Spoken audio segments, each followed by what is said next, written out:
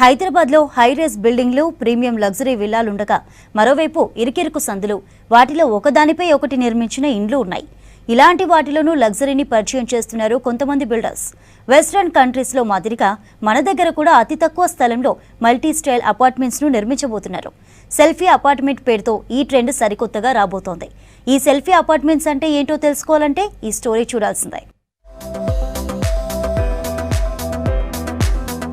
Real estate ఇండస్ట్రీలో ఎప్పటికప్పుడు సరికొత్త ట్రెండ్ నడుస్తూనే ఉంది. కస్టమర్ల టేస్ట్ని బట్టి దేశవ్యాప్తంగా రియల్ ఎస్టేట్ మార్కెట్లో ఎప్పటికప్పుడు మార్పులు వస్తూనే ఉన్నాయి. కొంతకాలంగా ఎక్కడ చూసినా విశాలమైన, విలాసవంతమైన ప్రాజెక్టుల హవానే కనిపిస్తోంది. ఒక్కో ప్లాట్ను 5,000 స్క్వేర్ ఫీట్ల నుంచి 13-14,000 ఎస్ఎఫ్టీల విస్తీర్ణంలో నిర్మిస్తున్నారు. ప్రస్తుతం హైదరాబాద్లోనూ ఈ తరహా ప్రాజెక్టులు భారీగా నిర్మాణంలో ఉన్నాయి.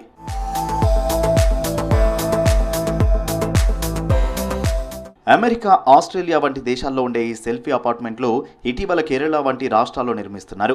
దీంతో వీటిని హైదరాబాద్లోనూ నిర్మించాలని ప్రయత్నాలు చేస్తున్నారు బిల్డర్స్.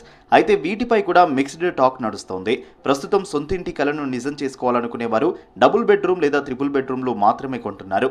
అందులోనూ అవి విశాలంగా ఉండాలనుకునే వారే ఎక్కువగా ఉన్నారని తెలిపారు బిల్డర్స్. ఆస్ట్రేలియాలో, న్యూజిలాండ్లో, యూరోప్లో అండ్ సమ్ పార్ట్స్ ఆఫ్ యూఎస్లో కానీ ఏంటంటే అక్కడ సింగిల్ లివింగ్ అనేది చాలా ఎక్కువగా ఉంటుంది. అంటే అక్కడ ఫ్యామిలీ అంటే ఇవన్నీ లైఫ్స్ ఇవన్నీ ఉండవు కాబట్టి most of the time breakup చేసుకున్నటువంటి మేల్ ఫిమేల్ ఉన్నప్పుడు వాళ్ళకు అది ప్రిఫర్డ్గా ఉంటుంది. అండ్ అక్కడ ఇంకోటి ఏంటంటే మూమెంట్ చాలా ఎక్కువ ఉంటుంది. అంటే ఇవాళ ఈ స్టేట్లో ఉంటే మళ్ళీ అక్కడి నుంచి వాళ్ళు ఇంకొక స్టేట్కి చాలా ఫాస్ట్గా మూవ్ అవుతుంటారు. మళ్ళీ ఒక సిటీలో ఉంటే ఆ సిటీలోనే మనం ఉండడం, అక్కడే రిటైర్ అవ్వడం అనేది ఉండదు అక్కడ. సో ఆ కల్చర్లో కొంతమంది ఇక్కడ తీసుకొని ఇండియాకి తీసుకొద్దాం అనుకున్నారు. బట్ ఇక్కడ అది ఆల్రెడీ ఎగ్జిస్టింగ్ దాంట్లో తీసుకుంటే కనుక మనకి పేయింగ్ గెస్ట్ పీజీ హాస్టల్స్ అనేవి అవుతున్నాయో అలాంటిది ఉంది. అయితే ఒంటరిగా ఉండేవారి కోసం నగరంలో గతంలో స్టూడియో అపార్ట్మెంట్లను నిర్మించారు. 350 ఎస్ఎఫ్టీ విస్తీర్ణంలో ఒక బెడ్రూమ్, కిచెన్, బాత్రూమ్ ఉండేలా డిజైన్ చేశారు. స్టడీస్, జాబ్స్ కోసం వచ్చి ఒంటరిగా ఉండేవారు హాస్టల్స్, పీజీలో సరైన వసతులు లేక ఇబ్బందులు పడుతూ ఉంటారు. వీరి కోసమే స్టూడియో అపార్ట్మెంట్లని నిర్మించారు.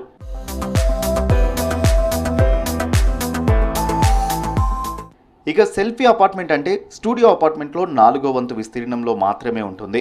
విస్తీర్ణం పరిమితం ఉన్నందున ఫర్నిచర్ అవసరం అనుకున్నప్పుడు ఉపయోగించుకుని తర్వాత మడత పెట్టేయవచ్చు. అయితే ఇలాంటి ఫ్లాట్స్ ఫ్యామిలీ కోసం వాడుకోవడానికి వీలు కానందున మన దగ్గర అంతగా డిమాండ్ ఉండకపోవచ్చు అంటున్నారు బిల్డర్స్. రెంట్కి ఉండడమే బెటర్ తప్ప ఇన్వెస్ట్మెంట్ చేసేసి అక్కడే నా లైఫ్ నేను అన్వయించుకోగలుగుతాను, అంటే నేను కోరిలేట్ చేసుకోగలుగుతాను అక్కడ అనుకోవడానికి ఉండదు. పిల్లల తర్వాత ఉండే లైఫ్ను మనం ఆ చిన్న స్పేస్లో 100 స్క్వేర్ ఫీట్లో 150 స్క్వేర్ ఫీట్లో మనం ఊహించుకోవాలంటే కాదు.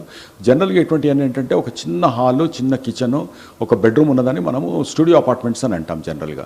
ఈ స్టూడియో అపార్ట్మెంట్ కంటే కూడా ఇంకా తగ్గిందాన్ని ఇప్పుడు సెల్ఫీ అని అంటారు. అంటే ఇట్స్ నథింగ్ బట్ రైల్వే మనం కంపార్ట్మెంట్లో కనుక చూస్తే చిన్న కారిడార్ ఉండి చిన్న ఒక దీంట్లో చిన్న బెంచ్ లాగా ఎలా వస్తుందో ఒక చిన్న బెడ్ ఉంటుంది. బెడ్కి ఆనుకొని దానికి ఒక 5 feet 5.5 feet బెడ్ ఉంటుంది. బెడ్కి ఆనుకొని చిన్న బాత్రూమ్ వస్తుంది. అండ్ దెన్ ఒక చిన్న చైర్ వచ్చేసి హాల్ ఉంటుంది. అంతే, దట్స్ సెల్ఫీ అపార్ట్మెంట్. నగరంలో ఐటీ, వైద్యం, మరికొన్ని రంగాల్లో పనిచేసే ఉద్యోగులు సోమవారం నుంచి శుక్రవారం వరకు తీరిక లేకుండా పనిచేస్తున్నారు. గంటల తరబడి ప్రయాణించి ఏ అర్ధరాత్రికో ఇంటికి చేరి మళ్లీ ఉదయమే బయలుదేరుతూ ఉంటారు. బ్యాచిలర్స్ కోసం సెల్ఫీ, మైక్రో అపార్ట్మెంట్లు ఉపయోగపడతాయంటున్నారు.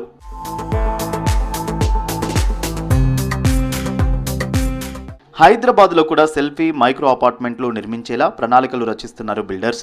అయితే వీటిని అత్యంత ఖరీదైన వ్యాపార ప్రదేశాల్లోనే నిర్మించనున్నారు.